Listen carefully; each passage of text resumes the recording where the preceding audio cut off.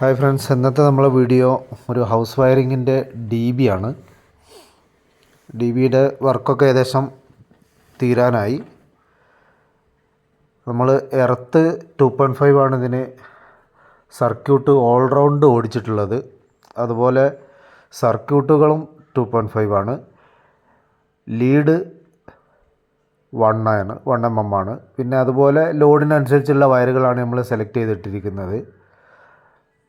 Iron ബോക്സിനും വേറെ 2.5, അതുപോലെ ഫ്രിഡ്ജിന് അതേമാതിരിയൊക്കെ എല്ലാം വേറെ വേറെ. ഇൻവെർട്ടർ ലൈന് വേറെ ആയിട്ട് തന്നെ, ഇൻവെർട്ടർ DB ഇവിടെ ചെയ്തിട്ടില്ല കേട്ടോ. ഇൻവെർട്ടർ ലൈന് ന്യൂട്രലും ബേസിലും വേറെ ആയിട്ട് തന്നെ കൊടുത്തിട്ട് ഒരു ഇൻവെർട്ടറിന് ഒരു സെപ്പറേറ്റ് ഒരു MCB കൊടുത്തിട്ടുണ്ട്.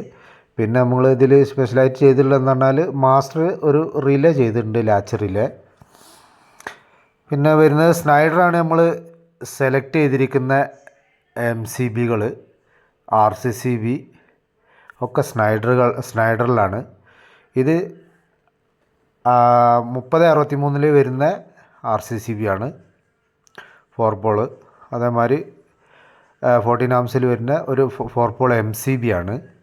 ഐസൊലേറ്റർ അല്ല, MCB ആണ്. അതുപോലെ തന്നെ ലോഡിനനുസരിച്ചുള്ള B6 C20 ഇങ്ങനെ കാറ്റഗറിയിലാണ് കൊടുത്തിട്ടുള്ളത്. പിന്നെ ഇത് മീറ്റർ ബോർഡാണ് പുറത്ത് വരുന്നത്. അപ്പോൾ ഇതിൽ നമുക്കൊരു ക്യൂബിക്കൽ മെയിൻ സ്വിച്ച് വരുന്നുണ്ട്. അപ്പോൾ അത് കൂടാതെ നമ്മൾ ഇതിൽ ഒരു MCBൻ്റെ ആവശ്യമില്ല.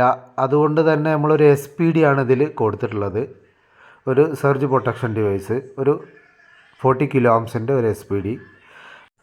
അപ്പോൾ ഇത് ചിലവർ അകത്ത് വെക്കാമെന്ന് പറയും, ചിലവർ പുറത്ത് വെക്കാമെന്ന് പറയും. അപ്പോൾ അകത്ത് വെക്കുന്നതിനെക്കാട്ടിലും കുറച്ചുകൂടി നമുക്ക് ആവശ്യം ഇത് പുറത്ത് വെക്കുന്നതായിരിക്കും നല്ലത്. കാരണം എന്താ വെച്ചാൽ അത്രയും അടുത്ത് വരുന്നൊരു ക്യൂബിക്കലും അതുപോലെ തന്നെ മീറ്റർ ബോർഡൊക്കെ അടുത്തായതുകൊണ്ട് പുറത്ത് അതിനുള്ള സൗകര്യം ഉണ്ടെങ്കിൽ ഇട്ട്, അകത്ത് സൗകര്യം ഉണ്ടെങ്കിൽ അകത്ത് വെക്കാം. പിന്നെ അത്രയും ലെങ്ത്തിൽ എർത്ത് സെപ്പറേറ്റ് ഒരു എർത്ത് വരണമല്ലോ, അപ്പോൾ അതുകൊണ്ടാണ്.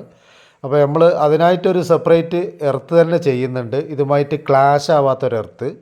പിന്നെ ഓൾറെഡി ഹൗസ് വയറിങ്ങിൻ്റെ ഒരു എർത്ത് ഈ സ്ട്രിപ്പ് അടിച്ച് വെച്ചിട്ടുണ്ട്. അപ്പോൾ ഇനി നമുക്കതിൻ്റെ ഫുള്ളി എർത്തിലേക്ക് ഇനി പോകാനായിട്ട് നമ്മൾ ബാക്കിയുള്ള സെക്ഷനൊക്കെ ചെയ്ത് വെച്ചിട്ടുണ്ട്. അപ്പോൾ ഈ എർത്തിൻ്റെ ഫുൾ ഒരു വീഡിയോ നമുക്ക് അടുത്ത വീഡിയോയിൽ ചെയ്യുക. കാരണം എന്താ വെച്ചാൽ ഒരു എർത്ത് വീഡിയോ ഒരു സ്പെഷ്യൽ വീഡിയോ ആയിട്ട് തന്നെ ചെയ്യണം. അപ്പോൾ ഈ SPD ഒരു എർത്ത് അഡീഷണലായിട്ട് നമ്മൾ ചെയ്യുന്നുണ്ട്. അപ്പോൾ അങ്ങനെ ടോട്ടൽ ഇവിടെ 2 എർത്താണ് കൊടുക്കുന്നത്, വീടിനൊരു എർത്തും SPD ഒരു എർത്തും. അപ്പോൾ നമ്മൾ പൈപ്പ് ഒക്കെ കൊടുന്ന് വെച്ചിട്ടുണ്ട്. അതുപോലെ തന്നെ പൈപ്പ് കുറച്ച് ക്വാളിറ്റി കുറവാണ്, കാരണം കടക്കാർ നമ്മൾ B ക്ലാസ്സൊക്കെ എഴുതി കൊടുത്താണ്, അവരവിടെ ഉള്ളത് എടുത്ത് കൊടുത്ത് വിട്ടതാണ്.